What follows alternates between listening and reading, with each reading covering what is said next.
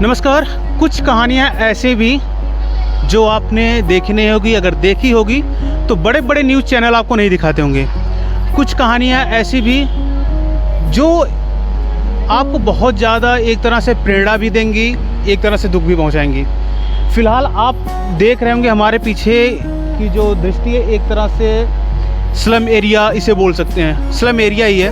और यहाँ पे एक एनजीओ के थ्रू हमारे साथ सलोनी जी हैं, जो एक एनजीओ के थ्रू जो कहा है कि भीमराव अम्बेडकर ने कि शिक्षा वह शेरनी का दूध है जिसे पी के कोई भी दहाड़ सकता है, तो उस क्षेत्र में काम कर रही हैं। बहुत बहुत स्वागत है आपका। और थोड़ा बोलिएगा क्योंकि आवाज़ें बहुत हैं। और अपना थोड़ा सा परिचय पहले बताइए। सबसे पहले बहुत बहुत धन्यवाद। मेरा नाम सलोनी शुक्ला है। मैं फ़िलहाल लखनऊ विश्वविद्यालय से मास्टर्स इन सोशल वर्क की छात्रा हूँ और अभ्युदय गुल्लक पाठशाला की शुरुआत मैंने ही की थी और अभी तो हमारे साथ काफ़ी लोग जुड़े हुए हैं सदस्य के तौर पर और हेड कोऑर्डिनेटर्स के तौर पर। हमारे साथ काफ़ी लोग जुड़े हुए हैं और हम लोगों का मेन उद्देश्य ही शिक्षा को लेकर ही काम करना है और हम उसी पर काम कर रहे हैं। ये शुरुआत क्यों की आपने? पीछे की कहानी क्या, शुरुआत की कहानी क्या है? जब हम लोग पहली बार यहाँ लखनऊ में आए हुए थे तो हमने एक एनजीओ के माध्यम से हम जुड़े हुए थे। जब हमने पहली बार देखा कि मतलब छोटे बच्चे हैं, उनको कहीं ना कहीं शिक्षा नहीं मिल रही है या फिर स्कूल में एडमिशन्स नहीं हो रहे हैं, लोग नहीं लेते हैं, अवॉइड करते हैं थोड़ा। बट वो एनजीओ थोड़ा सा काम नहीं कर रहा था, मुझे लग रहा था वो लोग बहुत शांत से हैं। तो हमने उसको ध्यान रखते हुए हमने कोशिश किया कि हमें कुछ करना चाहिए।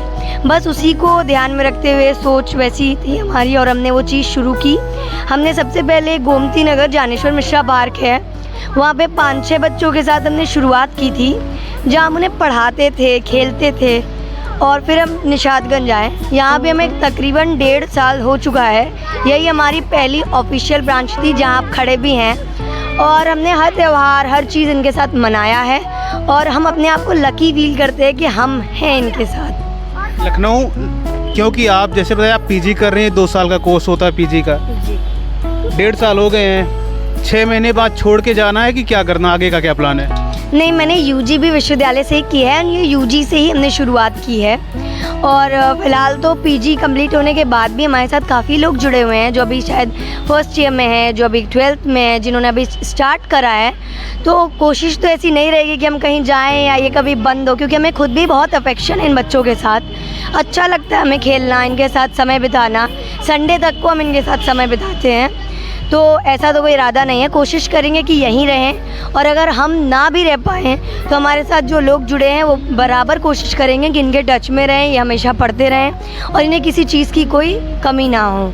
नहीं, जैसे सरकार बहुत सी योजनाएं चलाती हैं, प्राइमरी स्कूल खोले हैं बच्चों को पढ़ाने के लिए, वहाँ पे क्वालिफाइड टीचर रखे हुए हैं पढ़ाने के लिए, ठीक है। तो क्या सरकार में वो कमियाँ रह गई हैं जो आप पूरी करने की कोशिश कर रही हैं? देखिए, अभी सरकार का तो मैं कुछ नहीं एक्सप्लेन कर पाऊँगी, क्योंकि मुझे लगता है कि सरकार योजनाएं पास करती है, नीचे आते आते शायद ना मिल पा रहा हो या कहीं लैक रहा हो। लेकिन जो मैं समझ पाती हूँ कि सरकारी स्कूलों में प्रॉपर टीचिंग एड्स तो नहीं होते हैं, प्रॉपर पढ़ाई तो नहीं होती है। मुझे याद है यहीं के कुछ बच्चे थे जो MKSD में जाते थे, वो खुद बताते थे, अभी आप पूछ भी लीजिएगा, कि एक ही टीचर 5-5 सब्जेक्ट्स पढ़ा रहा है, एक कभी कोई टीचर आ ही नहीं रहा है, इनको अच्छा नहीं लगता था। तो कहीं ना कहीं ये प्रॉब्लम्स तो हैं। मुझे अभी जो जिस स्कूल में मैं गई उसमें तो है, बाकी स्कूलों का तो मैं गारंटी नहीं ले रही हूँ कि प्राइमरी स्कूल में क्या स्थिति है, पर जहाँ हमने कोशिश की थी वहाँ ये चीज़ थी, तो बच्चों को रिज़ल्ट नहीं मिला, तो अभी ये बच्चे KPS में जाते हैं। आपसे और क्वेश्चन पूछेंगे। क्या नाम है क्या नाम है आपका? खड़े हो जाइए। क्या नाम है आपका? क्या नाम है? अनुज। अनुज नाम है। किस क्लास में पढ़ते हो आप? किस क्लास में पढ़ते हो? KG1 में। कोई पोएम आती है? पोएम नहीं आती? क्या आता है आपको? क्या आता है? क्या आता है आपको? आओ आप। क्या नाम है आपका? आओ, जाओ जाओ जाओ जाओ जाओ। क्या नाम है आपका? राजा। क्या? प्राचा नाम है। किस क्लास में पढ़ते हो आप? नस्मीन अम्मी। कौन सी पोयम याद है आपको? कोई पोयम याद है? अभी आप क्या बना रहे थे?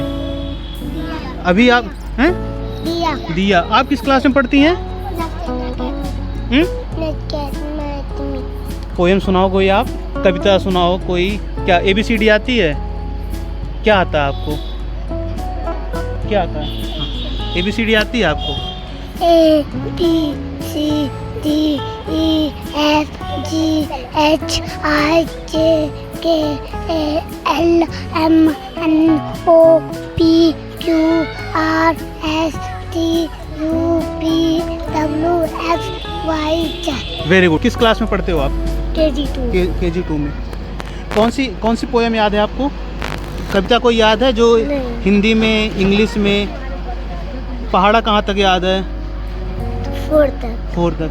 ये जो लोग पढ़ा रही हैं, क्या आपको पढ़ाती हैं? कौन सा सब्जेक्ट? सब चीज़ पढ़ाती हैं। किस क्लास में पढ़ते हो आप लोग? 5th class. 5th क्लास में। किस स्कूल में? आनंदा कॉलेज बादशाहनगर लखनऊ। ये जो NGO, जिस NGO के थ्रू आप पढ़ रहे हैं, ठीक है, क्या स्कूल के बाद क्या पढ़ाते हैं यहाँ पे आप लोग को?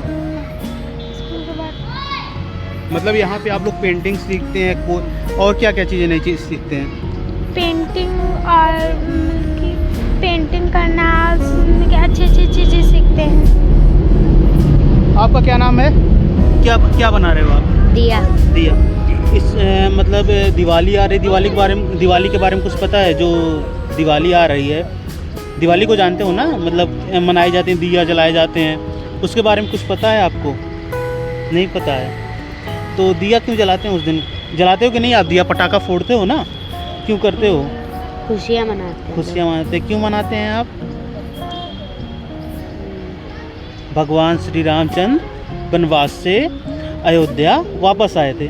खैर, आते हैं फाउंडर के पास। जो स्कूली शिक्षा है, उसके अलावा और क्या चीज़ें आप बच्चों को और सिखाती हैं? देखिए, जैसे बेसिकली ट्यूशन समझ सकते हैं आप। ट्यूशन भी नहीं, हम लोग स्कूल, जब बच्चे स्कूल से आते हैं तो हम लोग आते हैं तो प्रॉपर इनकी जो बुक्स मिली होती है उस अकॉर्डिंग हम इन्हें पढ़ाते हैं।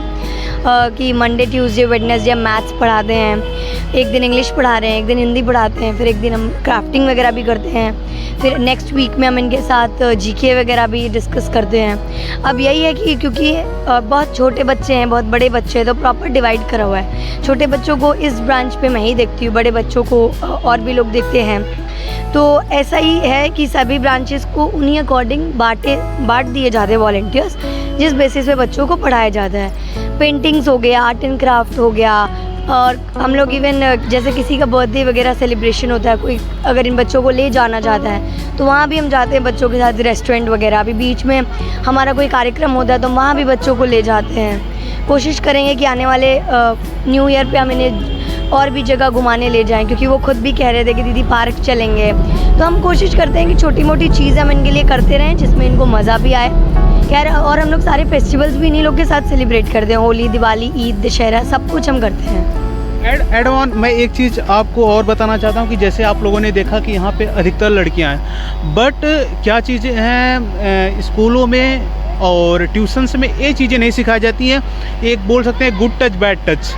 तो फ़िलहाल हम आपको सजेशन ये भी देना चाहते हैं कि एक आप लेडीज़ के तो मतलब एक NGO को आप रन कर रहे हैं और उसमें अधिकतर लड़कियां हैं, जो इस समाज में एक बहुत ज़्यादा दिक्कतें हैं हरासमेंट को लेके। तो एक चीज़ें आप वो भी ऐड ऑन करें।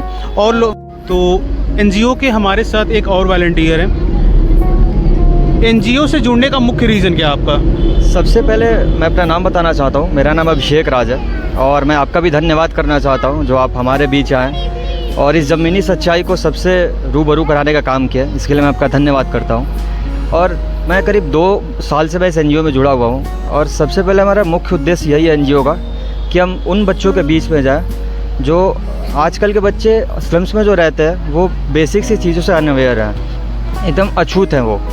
तो हमारा बेसिक काम यही है कि हम उन बच्चों के बीच में जाएं और उन्हें उन चीज़ों से अवगत कराएं जो आजकल की ज़िंदगी में बहुत महत्वपूर्ण है वो चीज़ है। जैसे शिक्षा सबसे ज़रूरी है आजकल के बच्चों के लिए, तो हम शिक्षा मुहैया कराते हैं। और बहुत सारे ऐसे नेसेसरी थिंग्स हैं, जैसे पेंसिल हुआ, पेन हुआ, कॉपीज़ हुए, ये सब हम लोग खुद डिस्ट्रीब्यूट करते हैं बच्चों को। मतलब किसी भी तरीके से हम लोग बच्चों के ऊपर कोई दबाव नहीं डालते हैं, ना उनके पेरेंट्स के ऊपर।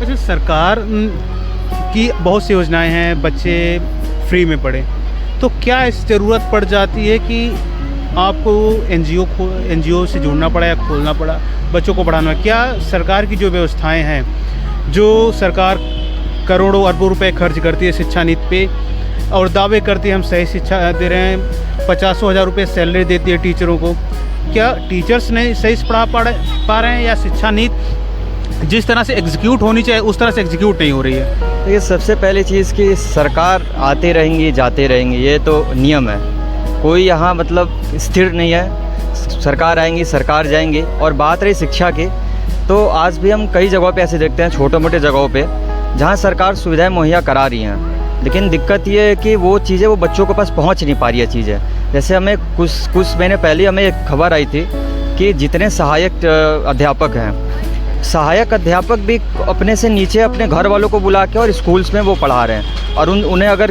कोई उनके स्टिंग ऑपरेशन कर दे जाके तो उन्हें ABCD तक नहीं पता है, तो वो बच्चों को क्या पढ़ाएंगे? तो हमारा शिक्षा का व्यवस्था आप देख सकते हैं कि बहुत मतलब जर्जर है इस माहौल में।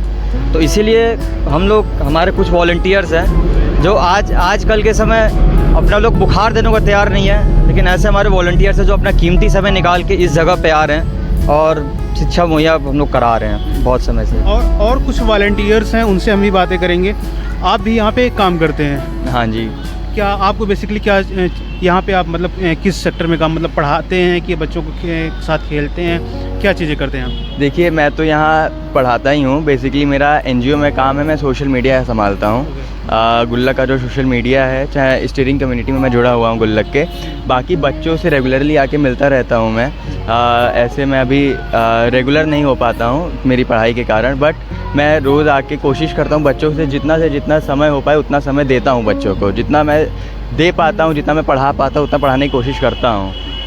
अच्छा, एक क्वेश्चंस मैं आपसे पूछते हैं, जो स्लम एरिया के बच्चे हैं शिक्षा से इतनी दूर क्यों होते जा रहे हैं? क्या फाइनेंशियली तो क्राइसिस होते हैं डेफिनेटली, बट क्या जो इनके घर वाले हैं इनकी भी इनकी कुछ जो बोल सकते हैं कि ये अवेयर नहीं है कि क्या कारण हो सकते हैं? इस पे मैं आपको एक इंसिडेंट बताना चाहूँगा। हमारी जो दूसरी ब्रांच है, वहाँ पे एक बच्चे के माता ने उसको काम पे भेजना शुरू कर दिया है।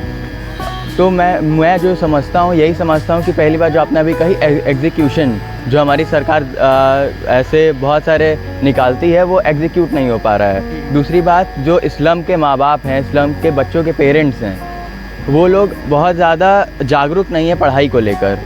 उनको जागरूक करना ही हमारा सबसे मेन काम है। सबसे पहला काम हमारा वही है कि पहले लोगों को जागरूक किया जाए कि वो बच्चों की पढ़ाई की तरफ आगे बढ़ें।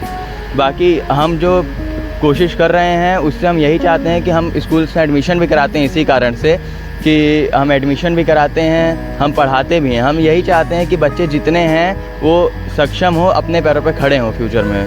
चलिए, एक और वॉलंटियर हैं, इनसे बात करते हैं। क्या नाम है आपका? क्या नाम है? मेरा नाम सौम्या शुक्ला है। अच्छा, तो ये जो आप NGO से जुड़ी हैं, हाँ। घर वाले नहीं कहते कि बिटिया जा पढ़ा लिखा कहा जाए कि वहाँ को नहीं, ऐसा कुछ नहीं कहते हैं। मेरे पेरेंट्स बहुत सपोर्ट करते हैं, और बल्कि मैं पढ़ाने आती हूँ तो उन्हें कोई दिक्कत नहीं है।